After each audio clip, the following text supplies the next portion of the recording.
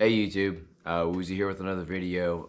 Today we're going to talk about kit considerations, what you need, what you don't need, what's recommended for these run gun competitions. People think you need a chest rig, you need a plate carrier, you need all the magnification, you need special belt, you need all this stuff. You don't. You don't need any of that. What you have to have is a good quality holster. And I'm not gonna sugarcoat it and say you can get away with this holster. You need a good holster. That depicts whether your pistol stays on your hip while you're running the course and you lose it in the swamp, or if you drop it and get DQ'd and possibly injure somebody or yourself.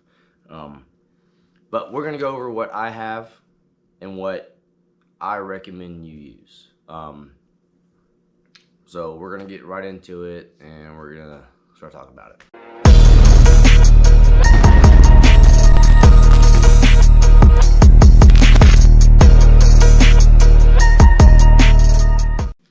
So first thing I mentioned was a good holster. I've got Safariland. Don't ask me what model. It's it's letters and numbers. There's a bunch of stuff in there. But you need a good holster. You could put this on a leather belt. It doesn't matter. Just a good holster. What I'm running is a T-Rex Arms two-piece speed belt with a cover buckle. It's nothing fancy.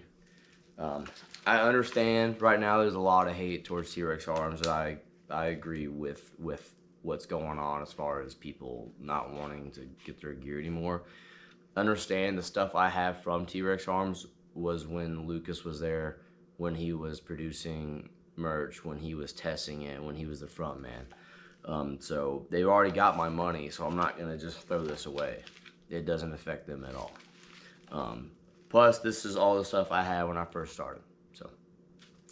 So what you need: good holster, recommended decent belt that can hold magazines. You don't need to have this. Does it help? Absolutely. So that's me. I run what I would run if shit hits the fan. I've got med kit, tourniquet, the whole nine. That's for belt. As far as your chest rig or what you have to carry mags, you could get away with just a backpack. But I'm gonna give you my three that I have and will be using. First off, we'll start with Old Glory. This is T-Rex Arms Ready Rig. It's a very slick rig. You've got 3 AR mags, 2 pistol mags, 1 on each side, and then multi-purpose pouches, you could say. This is fine. This is fine. My first one I ever did, I think I got 11th in, running AK mags, 7.62 3x39 with an EOTech. I'm holding it upside down. No, I'm not. But it is something simple. You don't need anything crazy. This works fine. It holds mags. That's all you need to do. What I use now is T-Rex Arms quad flap. 4 quad flaps. I've got an general purpose pouch. I've got my tourniquet. My comms are off of it because I had to charge it. We had a comms class and I forgot to put it back in. I even have my land nav in the back here. But way to hold mags. That's all it is. What I'm going to be doing at this next one at DeWitt's is a couple of us, my buddy Dylan and I for sure, a couple of us are going to do a truck gun style challenge. It's not a class, not a division, it's just something we're doing for ourselves. Everybody talks about having a truck gun. Everybody talks about like, oh, just let me get to my vehicle, let me get the stuff. Well, have you actually used it and trained with it? Probably not. If you have, awesome. But I am going to run an appendix holster, what I would wear every single day, my ADC appendix holster with a +1 mag. I'm running it the entire match. I'm running the entire 5K with an appendix carry. I'm gonna go grab my truck gun which we'll get into the guns, what you need and don't need later. And then I'm grabbing what's in my vehicle. It's a little sling bag. It holds mags. It'll hold mags, medical, comms. That's all you need. You don't need anything crazy. It's a simple little like $10 sling bag I got off Amazon. Yeah, that'll work just fine. So that's the gear as far as what you need to carry your magazines, all that stuff. This is a little side note. There's 3 types of people that I've generally found that do these competitions. There's guys that go to try to win. They have the lowest weighted rifle, carbon fiber handguard, muzzle brake, fluted barrel, dimple barrel, whatever. They're running just a belt with all their magazines on it, something they can run faster, which is fine. Awesome, you're still shooting. I'm glad you're doing the competitions. Then there are people that I find more aligned that fit in with me as far as what I do. I run stuff that if shit was to hit the fan, what am I grabbing, what am I using? That's it. I'm grabbing the same chest rig I would run if shit is fed. Like I said, it's got my land nav, medical in it, comms. I'm running over the ear protection because I'd be probably wearing that too. I'm carrying my rifle that I would. It's got my laser, it's got my lights on it. All my matches are day except for the night vision ones. I'm still running a light and laser on them because that's what I would have. That's where I fit in as far as why I do these. And then you have the third group, which is the coolest group, is the ones that go to have just fun. The ones that wear like costumes, like team matches. I had 2 people dressed up as Men in Black. People will wear, my buddy Garrett will wear a red, white, and blue like kilt setup. Just having fun. Those are awesome people. So let's get into the firearms. What you need versus what is recommended. What you need is a firearm. This right here is just my Mark 18 10-3. What you need, this right here, an AR-15 with a dot. Will it be hard to make 300-yard shots? It'll be more difficult, yes. Can you make them? Absolutely. Do you know how you make them? You practice. You know your holds. I know it's just a dot, but you can get a general idea of where to hold. You need a rifle and an optic. That's all you need. Some people can't afford really nice Nightforce, Leupold scopes, which is fine, which is completely fine. You can get away with a Holosun or a Romeo. Get your feet wet, get into these. I recommend if you are straight budget balling, 16-inch AR-15, I don't care what brand it is, as long as it's not a polymer lower, if that makes sense. A PSA will be just fine. Get your feet wet, get to training.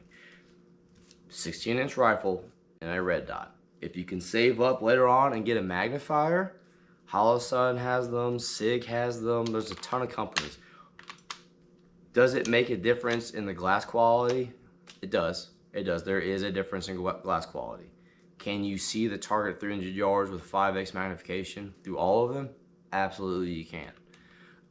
So that's my recommendation as far as getting your feet wet, getting started. A 16-inch rifle and a red dot. You can get a 16-inch rifle from PSA for like $5. Put back $50, $100 every month, $50 a paycheck. You'll have it in a couple of months if you've already been saving. Get this set up right here. It'll work just fine. I ran this at Hillbilly. I ran this Sawmill 2 years ago. And this is my Night Ops gun and my truck gun. So I'll be running this at DeWitt's. What is recommended is an LPVO. If you can swing it, getting a dot, whether it be a 45 or a top. I run tops on all mine because I have night vision. If I did not have any night vision, I most likely be running a 45. You need a rifle and good glass, good decent glass. If you can get an LPVO or a prism, prisms are coming up. They're essentially ACOGs, the newer ACOGs. A fixed 5X prism with a red dot on top is money. Those are really, really good. This is also my DMR gun. I'll be shooting out to 600 and doing the Rifle Crusher match in 2 weeks, which is out to 700. So decent glass and a red dot. Strongly recommend this. Can you get away with the PSA? Absolutely you can. But this is gonna be used if shit hits the fan. I want to make sure every single time I pull the trigger, it goes bang. So this is a little bit more of a nicer rifle. It's a Noveske lower with a Geissele 14.5 with a Centurion Sandcutter bolt carrier group inside. So I don't, and the Geissele trigger, I don't foresee this going down. I also maintain it. So there's that. And by maintaining it is I wipe it down every like 1,000 rounds and put oil on it. Nothing crazy. Probably should do better. But that's what I recommend. I recommend an LPVO or a Prism or an ACOG. ACOG's tried and true. I mostly recommend is getting time behind the gun. You don't have to go and shoot 500 rounds every weekend. You don't. You can get away with 50 to 100 rounds every month. I only shoot matches now. I don't train as much as I used to. I go shoot a USPSA and that's my pistol work and that's it. There's no rifle in USPSAs. I just show up to a match and just run these. So that's what I recommend. You can get away with anything. But the coolest part about these matches are you can go get a JPC chest rig or a Cry plate carrier. You can go get a Blue Force Alpha Bell, Water Tactical Sling. You can go get all this stuff. Until you have done a match, you don't understand how your kit works. You can go to the flat range, you can shoot, you can drop your rifle and go to your pistol. You can do that all the time. But until you run a mile, 2 miles, 3 miles in your chest rig, you won't know that this buckle sucks. It's rubbing me really wrong right here. Or, you know what? I've got the foldable antenna over here. And it kind of gets in the, or on this side, and it gets in the way when I index on the rifle. You don't know until you've ran for a while. You're smoked, and when you're smoked, that's when you start noticing this has got to go. This has got to change. This is awesome. This is great. This dot on top, perfect. Or vice versa. Dot on top sucks. I'm going to a 45. It's way too high. I don't know my height of a bore. I'm not training enough. 45 will be easier for me because I can't shoot that much. Something of that nature. Go and shoot a match. Do not be afraid to go shoot a match. Find out how good you are. Find out how bad you are. Till you shoot a match, you will not know how you actually truly stack in the world.